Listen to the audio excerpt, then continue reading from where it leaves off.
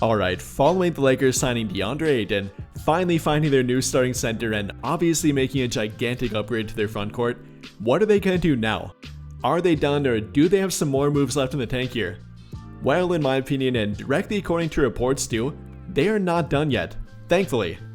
According to Dave McMenamin of ESPN, Brett Siegel of Clutch Points, Evan Sidery, all the reporters after that, they are directly involved in trade talks and free agent talks too. So with that in mind here, what will they or what should they do to make this a perfect offseason? How do they address their final remaining needs?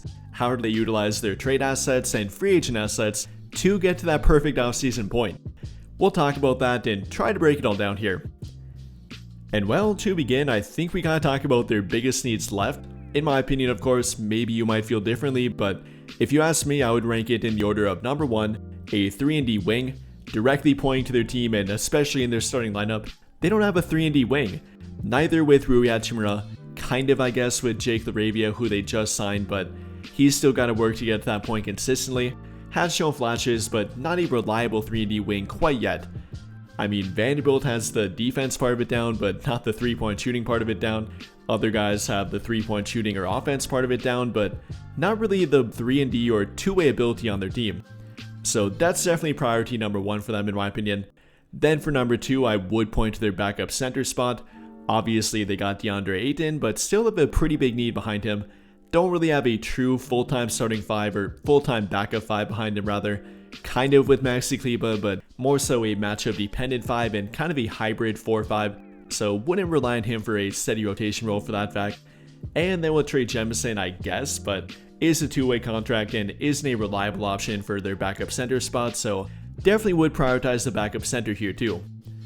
Then for their third need, I would point to a point of attack defender. Yes, they currently have Gabe Vincent, but he's been included in trade talks, and even apart from that, I would look to upgrade over him if they can find a better solution.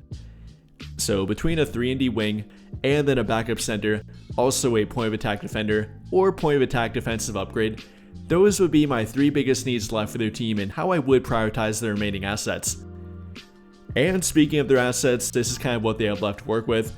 In free agency, they have their biannual exception, worth roughly $5.1 million left, and yes, they do have the ability to use it. I've seen controversy about that, but yes, they can use it and still stay below the first apron, which they do have to stay under, by the way. Apart from that, simply veteran minimum contracts, so not a whole lot left to work with in that regard. Using their biannual and then maybe a vet minimum contract or two if they find a way to decrease their roster, and we'll get into that later, as they currently do have 14 people on their roster. And then for their trade assets and young talent, they have their 2031 first round draft pick, that being their only tradable first round draft pick, then having 4 future first round draft pick swaps, being in 2026, 2028, 2030, and now in 2032 following the NBA draft. And then for 1 second round draft pick, also being in 2032. Then for their tradable contracts and young talent, the expiring contracts of Rui Hachimura, Gabe Vincent, Maxi Kleber, and the non-guaranteed salary of Shake Milton. Or then for their young talent, they got both Austin Reeves and Dalton Knecht. And well, that kind of wraps it up for their trade assets and current assets in general, having some decent options left in free agency, again with their biannual exception, having some decent trade assets with their 2031 first round draft pick, some expiring contracts, and some young talent to throw in there too. So we definitely do have something left to work with. And between both that and their biggest remaining needs, that's kind of what we have to prioritize here. So with that in mind, I'm going to present 2 different trade options. 2 trade options that would address their number 1 need, like I said, that being for a 3-and-D wing. And the first of which I don't find very likely, so I'm not going to rely on it. But the first team I would call up would be the New Orleans Pelicans. Calling them up about Herb Jones, who I think would be an absolutely perfect fit for their team, would perfectly address that 3-and-D need, and not only that, but would fit the Luka Doncic timeline too. With him only being 26, with him still getting better and being an absolutely elite defender, a former first team all defense player back in 2024, a guy that's a legitimate 3-and-D option, very good 3-point shooter, very good defender, very athletic, and again, simply would be a perfect fit for that role. However, it definitely would take a lot to get him. We've heard speculation that he might be available, but no definitive reports saying that he is on the trade block, so definitely would take a lot to get him. My offer for him would look something like Rui Hachimura, Dalton Knecht, their 2031 first-round draft pick, then 2 future first-round draft pick swaps for both Herb Jones and Yves Missi. Definitely giving up a lot, but also getting a lot here. Directly addressing their 3-and-D need with Herb Jones, then directly addressing their second need behind him with being a backup center with Yves Missi. And like I've talked about in prior videos, Yves Missi might be on the trade block, or at least might be available, following them drafting Derek Queen with the 13th overall draft pick, also signing Kevon Looney via free agency, kind of hinting that they don't fully believe in him and not prioritizing him for their starting big man going forward. So maybe that would be a way to make it work. Maybe that would be a way to actually give up pretty much the entirety of their trade asset pool. Apart from Austin Reeves here, I wouldn't do that, but if they would take a package of Rui Hachimura, Dalton Knecht, their 2031 first-round draft pick, and a couple of future first-round draft pick swaps, which I know definitely is a lot here in a pretty big trade package, but if they would accept it and therefore give us our biggest 2 remaining needs left, then I definitely would think about it. However, like I said, I don't find it very likely, and because of that, I'm gonna go to a trade option that's actually on the trade block, albeit one that currently has a pretty high trade price, via the Miami Heat. And yes, this does happen to be Andrew Wiggins. I for one think that the Heat are currently bluffing about the trade price they want for him. Reports say they want Dalton Knecht, Rui Hachimura, and a first-round draft pick for him, which I for one find completely ridiculous and definitely a bit exaggerated. And keep in mind that there was a conflicting report about this that actually came out before these reports, this being from Barry Jackson of the Miami Herald, who actually has connections to the Miami Heat. Not saying that the other reports don't, but is a bit of a conflicting report, and therefore there might be a happy medium between them. Barry Jackson saying that the Heat want simply expiring contracts for Andrew Wiggins. So if we try to find the happy medium here, maybe it wouldn't take a first-round draft pick, maybe they want a young asset like Dalton Knecht, but maybe we can get more than Andrew Wiggins for including that asset. So kind of putting that all together here, giving both teams what they want and addressing a need directly for our team here, I'd offer something like Rui Hachimura, Gabe Vincent, and Dalton Knecht for not only Andrew Wiggins but also Haywood Highsmith with him, therefore giving us our 3-and-D wing, kind of another 3-and-D wing with Haywood Highsmith but also a point of attack defender with him. So in my opinion, that would be a way to give both teams what they want and get us a little bit more trade value from Andrew Wiggins if we have to give up Hachimura and Dalton Knecht here. Getting Wiggins but also getting Haywood Highsmith, a 28-year-old 3-and-D wing or kind of a 3-and-D point of attack defender like I said, that would be a way to make it a little bit better. And I know, we are giving up quite a big trade package here. I personally like Rui Hachimura, I like Dalton Knecht, I'm pretty high in him actually, probably higher than most Laker fans for that fact. But at the end of the day here, if we're trying to build the perfect team or best possible team around LeBron and Luka Doncic, you gotta put 2-way players around them, not 1-way players. And at the current moment, their team is filled with 1-way players. Between both Dalton Knecht and Rui Hachimura, they're both 1-way players, both offensive players, not defensive players.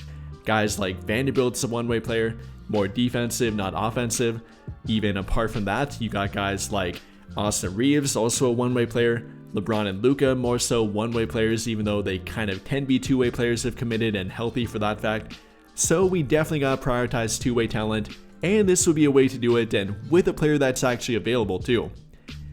So after making that trade, we have a roster looking like obviously the big 3, or if you count Austin Reeves in that, then with Andrew Wiggins for our new starting small forward, obviously having Deandre Ayton. Then off the bench we got Haywood Highsmith, Jake LaRavia, Jared Vanderbilt, and then a combination of Bronny James, Jordan Goodwin, and Maxi Kleber.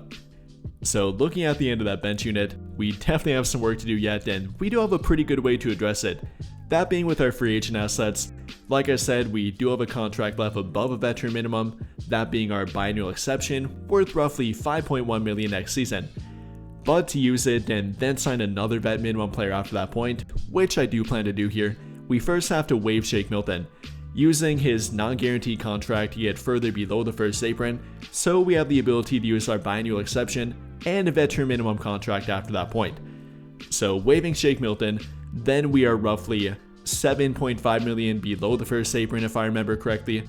We do have the ability to use our biannual exception, and we're going to put that toward our backup center. Signing Al Horford, at least at the moment he's currently available. Maybe by the time I get this video out he might not be, but hopefully he is, and hopefully he doesn't retire or sign with Golden State first.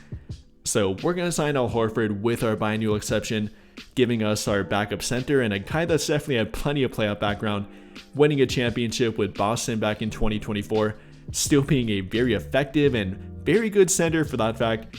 I mean, even now at 39, Al Horford is very productive, coming off a season of averaging roughly 9 points per game, over 6 rebounds per game, over 2 assists per game, nearly 1 block per game, and shooting well from the 3-point line, as always for him. One of the best floor spacing big men of the past decade now, is a near 38% career 3-point shooter, even better from the corners, so that would work pretty well with guys like Luka Doncic and LeBron.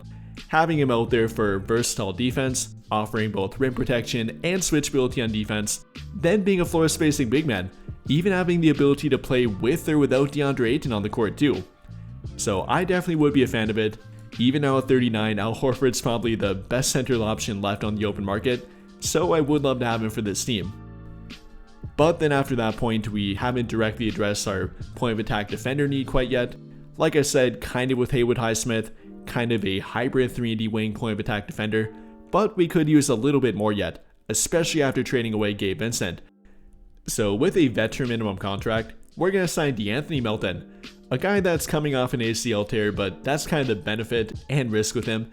The benefit being that because of that ACL tear and because of that ACL recovery, we likely can get him for a veteran minimum contract, which we would otherwise not be able to. Then the risk obviously being the injury history and the durability issues with him, only playing 6 games last season, only playing 38 during the 2023-24 NBA season, only a grand total of 44 in the past few years now, and again, is coming off an ACL recovery. So definitely a high risk, but also a high reward with him. Yes, coming off the ACL recovery, but even a somewhat remotely healthy De'Anthony Melton is a borderline elite defender at the point of attack.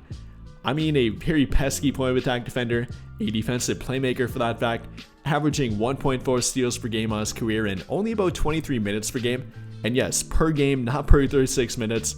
If you want to translate that to per 36, then he's averaging over 2 steals per game. So yeah, definitely a point of attack pest.